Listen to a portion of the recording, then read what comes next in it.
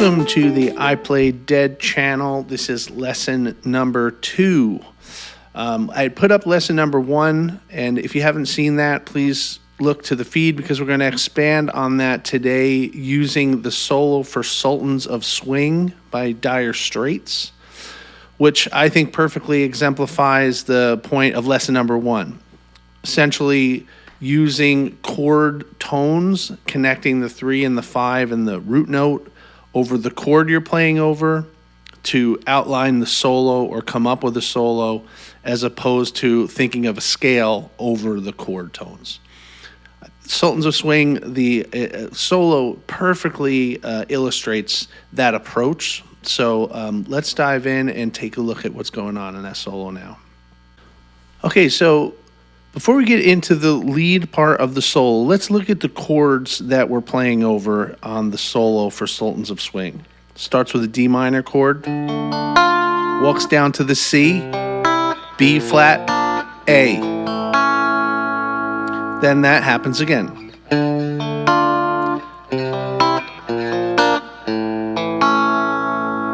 Then we go to the F, then to the C, then down to the B flat, and then D minor,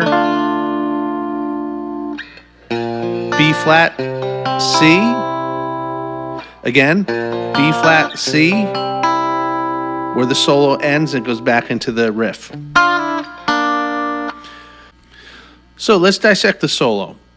If you notice, and what I want you to think about, is each lick that happens is going to be structuring around the chord tones of the chord that we're playing over. We're not going to think about scales. So the first chord is a D minor. So we're going to play over this D minor up here in this range. Same chord, just playing it here on the 10th fret. If you notice, if you've gone through lesson number 1, you'll know that using the cage system, we have different shapes that you can play all the same chord across the neck. Each one of those shapes is where you can play your leads over, connecting chord tones, not thinking about scales. So in this case, we're playing off of the D minor chord up here. So what he first does is he's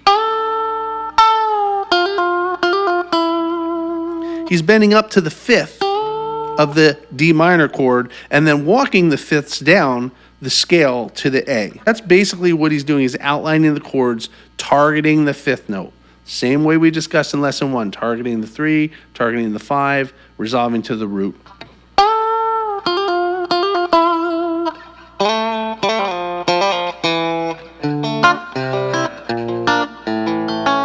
Okay, so we're not thinking about scales at all. We're just thinking about the chords. And that lick is outlining the chords. Now we're here on the A.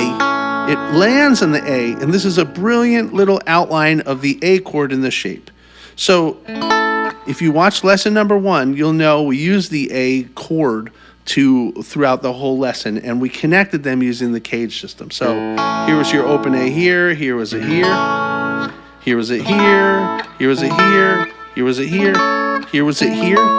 So there's your A. So you'll notice this shape in this range, in this area where we're targeting these lead notes. He basically is just outlining this A chord. That's the lick. It is literally the chord. 1, 3, 5, 1, 3. And then he's going up, bending the 5th, and he's coming down to the next chord, which is the start of that little cycle again. So your chords are, we know he just did the 5th. And now we're on the A, and he outlines the chord to the D minor. Now you remember, we're playing over this. We're playing over the D minor in this section. He literally comes down the top of the chord. Okay? So we're basically, he plays the A chord is there. He fits in the, that's the A chord. Just play it here, like this. and then it resolves to the D minor. So that's all that's happening there, which is why this is a perfect example. But it's just the A chord to the D minor chord, which we know is going to go back down here because that happens twice in the solo. So A outlining the A chord to the D minor chord, and then he grabs. So what's going on there? We know it's a C, B flat to the A. So what is that note? Oh, it's a C. C, B flat, A. The chords, C, B flat, A. So he is just playing the root note of each chord as it passes. So literally that entire phrase on the second half of that first section is just literally playing the chord tones of the chord that is playing under him that he's soloing over. A, D minor, C, B flat, A. And then he does a, which is a nice little half-in lick. If you watch lesson number 1, you'll know the half-step trick. He's just sitting on the A, so instead of sitting there just kind of like playing it out, he goes,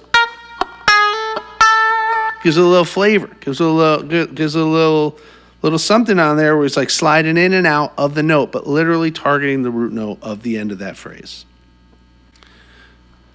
Now, the next second half, if you will, of this solo is now going to go to the F chord, okay? So the lick is going to be somewhere up here if we find where the F chord is. So here's our F note up here on 13, or if you play it here on 8, connecting it with the cage, you could also play it here. So you have all those chords.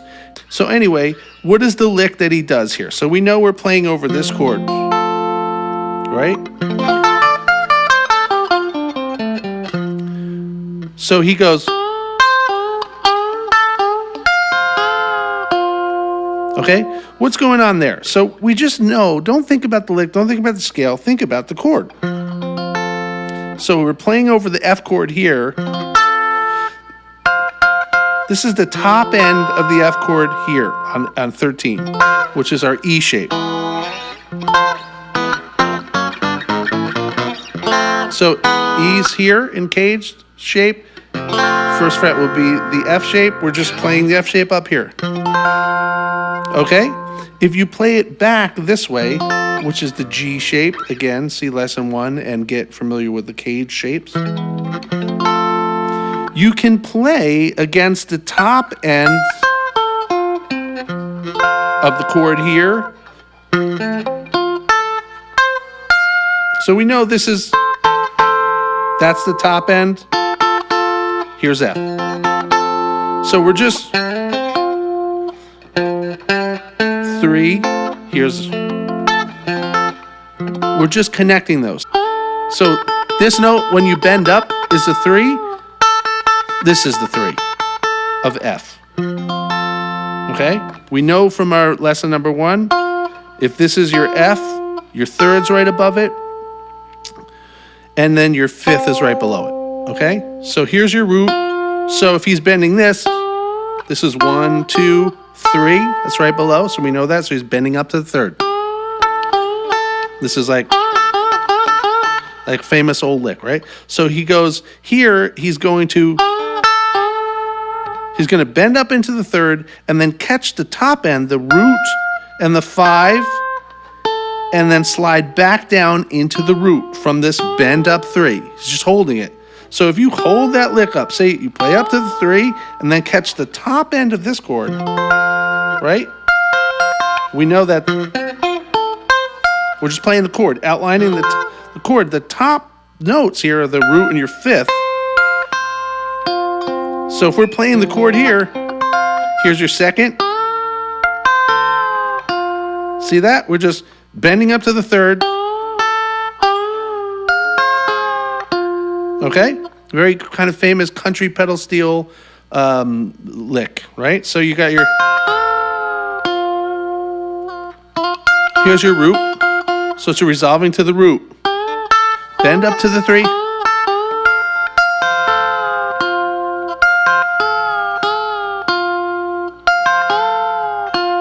And this is all happening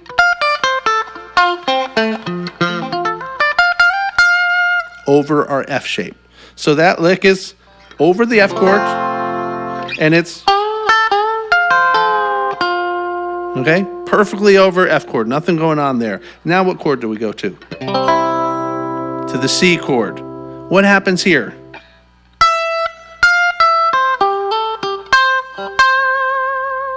I mean, here's your C. Here's your C chord. We know that that is played here as well. We know it's played here as well. We know it's played here as well. We know it's played here as well, which is your D shape from the cage, just played up here at the C. So he's just really just outlining the top end of that chord shape there for C. Remember here in A, we did it. He outlined the chords there. Here he's just outlining the top.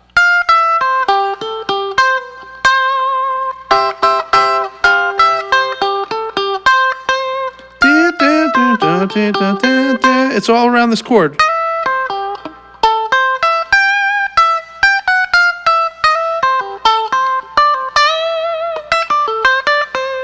Which we know how to connect all these notes. These are all available notes. Again, we went over in lesson 1. So he's just bringing it down. It's basically outlining the top end of this C shape. And now the next chord is the B flat. So we're just taking this down. The lick is going to be somewhere over here, and on the backup chords it's. And what is he doing here? Now, if you just remember what we did over the F, we bent the 2 up to the 3 off of this shape, the F shape. So now we're on B flat on this shape, okay? And he's doing the same thing. We know this is our 1, we know that's our 3, we know that's our 5. So if he's bending this, that's just the 3. Same thing that we did here over the F shape. Bending 2 up to 3. Now he's doing it on this. Here's our 1, 2 up to 3. Okay? Here's a shape. 2 to the 3. So the lick is really 3, 2, 1, 3, 3, right? But instead he's bending instead of playing the 3. He's just bending up to it to give it that feel and that flavor. Okay? And that's all he's doing. He's really just bending in and out of the 3. Again, targeting the 3, the 5, or the root note. This is why this really kind of exemplifies what we went over in lesson 1. Okay, and that's all over the B flat. Okay? So what happens now? Goes back to D minor, and then we're going to go B flat C, B flat C. Okay, so we're on the D minor now. He goes,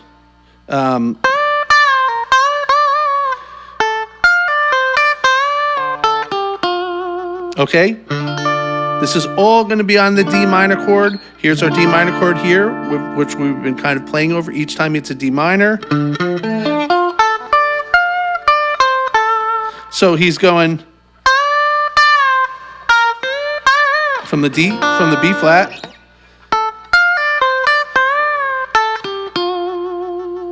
Okay.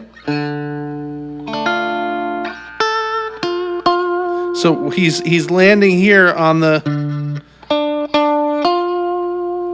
2. 1 on the he's landing on the flat. He's landing on the minor 3rd.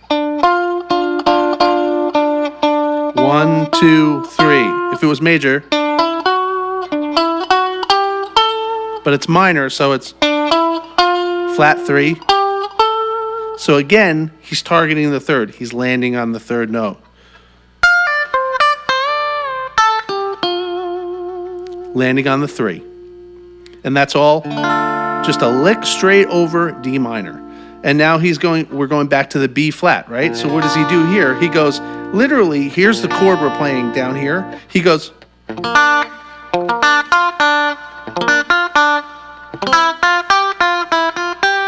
so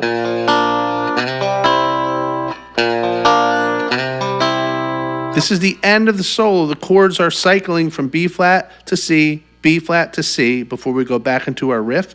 He just comes down and goes, here's our chord. This is a B flat chord. He's literally outlining the top end of the chord. Here's B flat here. Here's B flat here, right? Here's B flat here. Here's B flat here, right? So he comes up, pops up to the 5th. We know that's...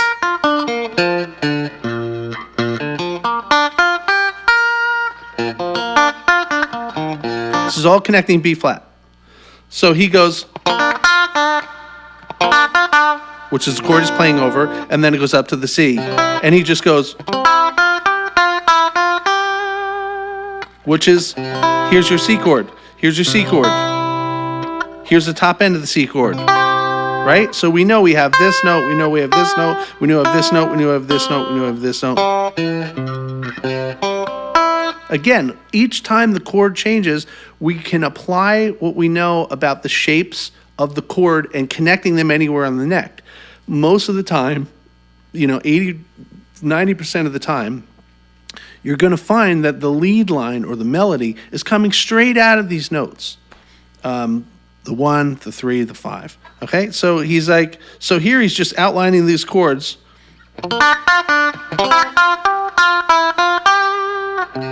That's all over C.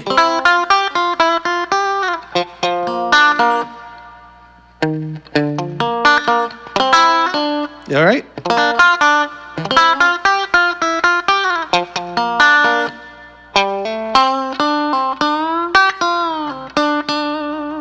Now, excuse me, if you remember up in the F, we did the bend up the 2 to the 3. Okay? On this, he's basically doing the same thing. Because we're playing over C, we know the C connects here. We know that's here. We know it's here. And we know that we can bend up to the 5. We know we can bend from the 2 up to the 3. And we know, like up here, we did it with that lick. So now we're down here in this shape over the C, and it's... He's bending up to the 3, but he's going to the 5. So it's almost the same lick. Okay? And then we enter back into the... Right? And he's playing the lick again. So I know that there's a lot in there, and I know that some of those licks I went over really quickly. But it's more to think about outlining the chords. It's more to think about these lines, particularly in the solo, that are really just outlining the chord tones, the 1, the 3, the 5, the shape itself. And just to get you to think about when you're identifying with these solos or trying to transcribe them, you're thinking first, well, what's the chord I'm playing over? Where this lick is happening? What is the chord below it? Where can I target that shape and play around that shape to find the notes of the lead? And think about where it's coming from, anchor to which chord, and then the chord tones there. If you can kind of do that, I think you'll have a better, quicker time transcribing, discovering licks that you've heard many, many times and say, oh, that's all that's going on, or oh, that's what it is. It's just bending the 2 up to the 3 or something. But it's more that you're kind of unlocking the fretboard by saying, wow, these licks are all really, really closely connected to the chord, and I can play the chords. So you're already halfway there. So I hope this helps. I hope this makes sense, and if you like what you're seeing and these lessons are helping at all, please hit the subscribe button and look forward to more lessons and more dead tunes coming